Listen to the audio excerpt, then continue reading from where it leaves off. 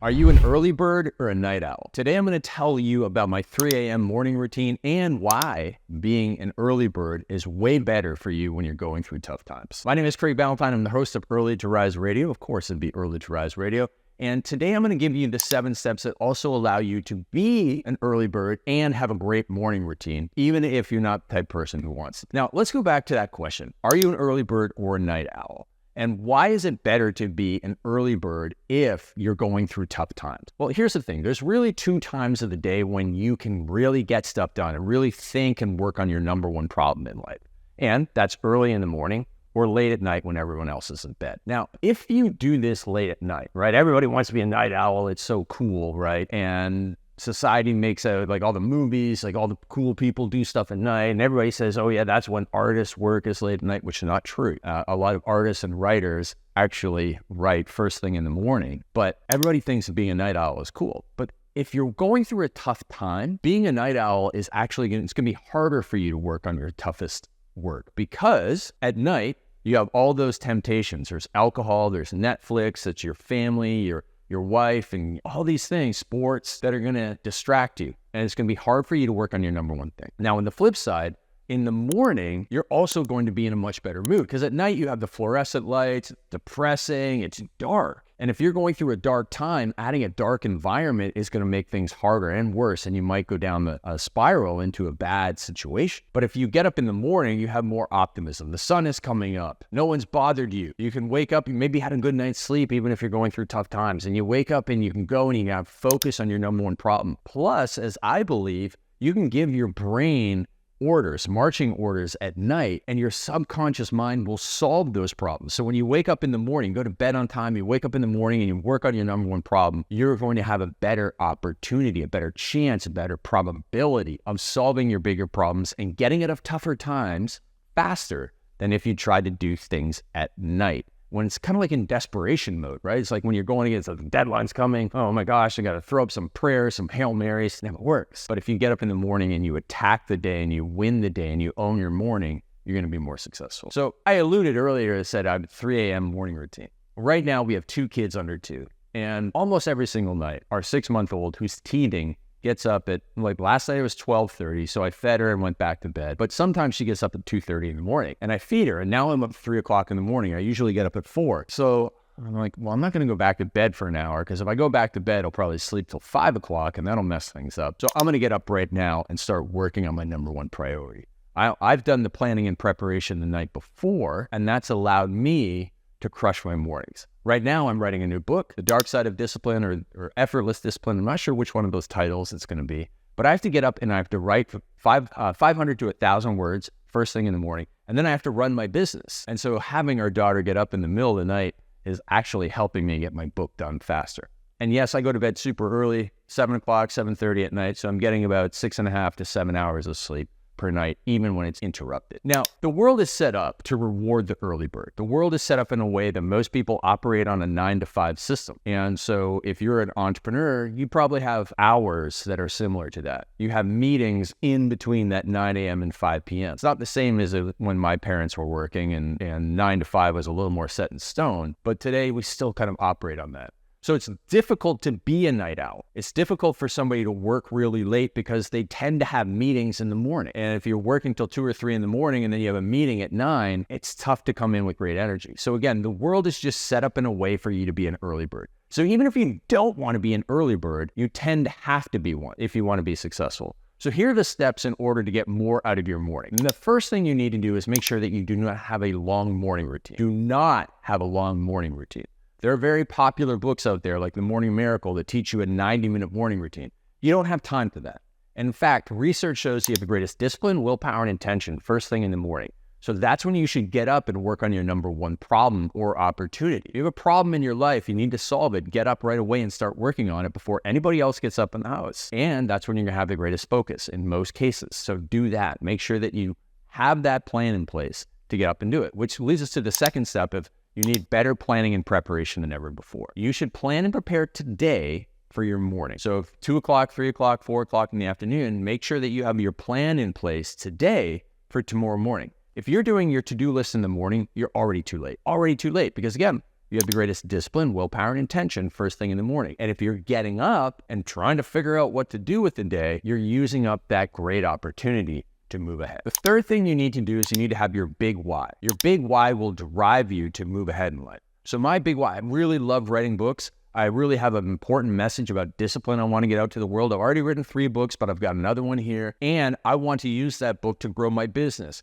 And that message is going to help so many people. And I was put here on this earth to help people get more discipline, more structured, and have more success. It's the big why that drives me to write my book at 3 o'clock in the morning. Now, this isn't a forever thing. I'm assuming, the kids are going to be a little bit older. They're going to sleep through the night. I'm going to start going and sleeping till 4:30 in the morning from 8 o'clock. But right now, this big why is driving me ahead to get that book done. What we say in our business is your values and vision drive every decision. Your values and vision come from your big why. So your big why, like here, what am I put on this earth to do? What's driving me? And my family matters the most to me, so it drives me forward. Then I understand that my values are to grow the business, to help people, to help my family. And then that leads me to creating a vision for my life, which is I know exactly I want to publish this book by a certain date. I want to get more customers from it. I want to support my family. I want to move my family here. I want to live this life. This is what my life is going to look like. That's my vision. I have my values, my vision. They now drive every daily decision. And that includes my morning routine. So I don't have a long morning routine. I have my planning and preparation done the day before. I'm driven and motivated internally by my big why,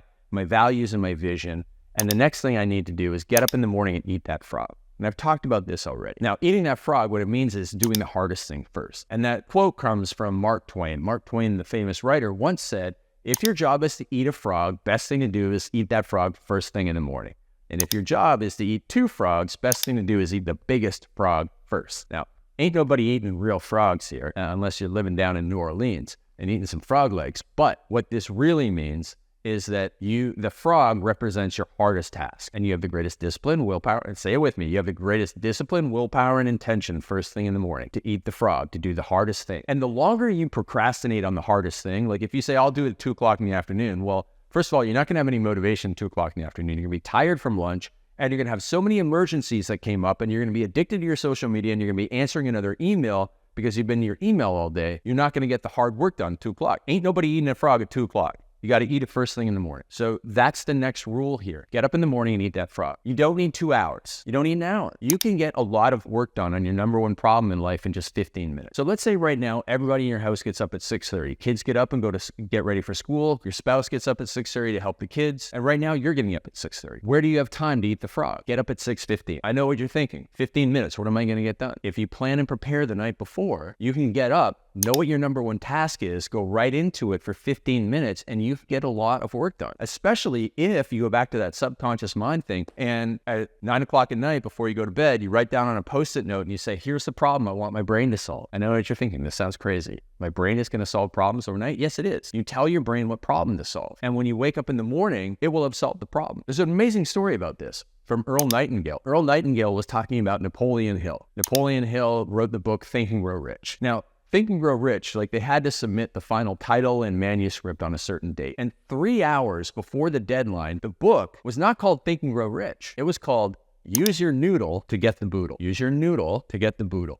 That was the title of the book. Imagine if Think and Grow Rich was released as Use Your Noodle to Get the Boodle. Napoleon Hill didn't like it. So what did he do? Did he sit down at his writing desk and write out a whole bunch of titles? No, he didn't. He went and had a nap. He went and had a nap, and his subconscious mind did the work. And he woke up with the idea of Think and Grow Rich, and the rest is history. And that's proof that your subconscious mind can do the work. So if you give your brain a problem to solve overnight, and then you wake up early, your brain will tell you what to do next. And in 15 minutes, you can get all that stuff out of your head and solve your problem. That's how I write my books. I tell my brain, all right, brain, say, all right, brain, tonight, you have to write chapter 2. And chapter 2 is about this. Here are the 3 bullet points I want you to write about. And I wake up in the morning and I go down to my computer and the 3 bullet points are there and the words just flow out of me in 15 minutes. 500 words. 500 words, 6 days a week for 15 minutes, 3,000 words a week. In 10 weeks, a 30,000 word book is done. If your biggest problem in life is you need to get out of credit card debt, 15 minutes in the morning going through your numbers and figuring things out,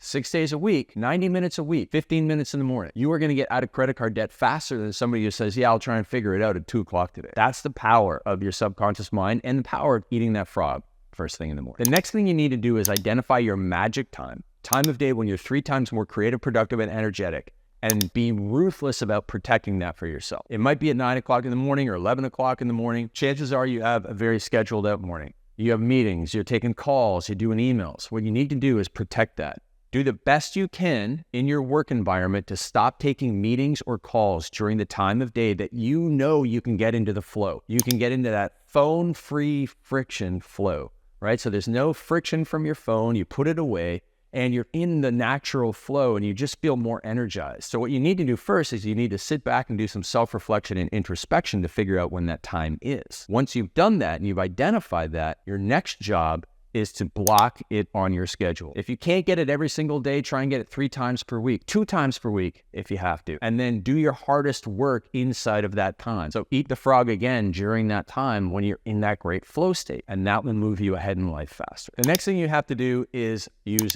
discipline, and discipline comes through subtraction. So if you are constantly distracted throughout the day, it's probably because your phone. Now, how are you going to be more focused and less distracted? By making sure your phone is in another room. Turn it off. Use the Opal app, which blocks you from using internet sites and applications and blocks you from getting phone calls and whatever it is that you need to block yourself with.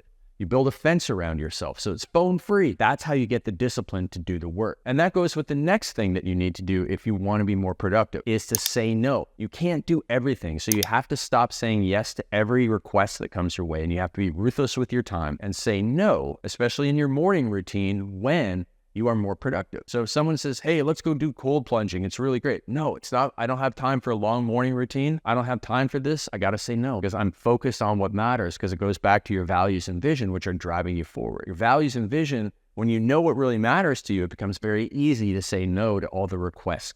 And finally, the last thing you need to understand for your morning routine to be successful is that success loves speed. Success loves speed. When you have the opportunity, you got to jump on it right away. When you have a problem, you got to solve it right away. Because if you don't solve a problem, it gets worse and worse and worse. And if you don't take advantage of an opportunity, it disappears. So success loves speed, and delay will kill your dreams. When you put all of those things in place, no matter if you're naturally an early bird or not, you will begin to start being more productive in the morning. You will take advantage of the morning hours. You will then triple your productivity and move ahead faster than everybody else, whether it's your business competition or whether it's the other people in the office. And you will finally succeed. You will get the results that you deserve because of all the hard work that you're putting in. So you can tell me if you're an early bird or a night owl in the comments down below. But the world is pushing us to become early birds, and this is a formula for you to maximize it, even if it goes against your natural tendencies. So let me know if you're an early bird or a night owl in the comments down below, and tell me if you disagree with something that I said, because that'll help me make my future content even better and persuade you to get up in the morning and crush it every single day.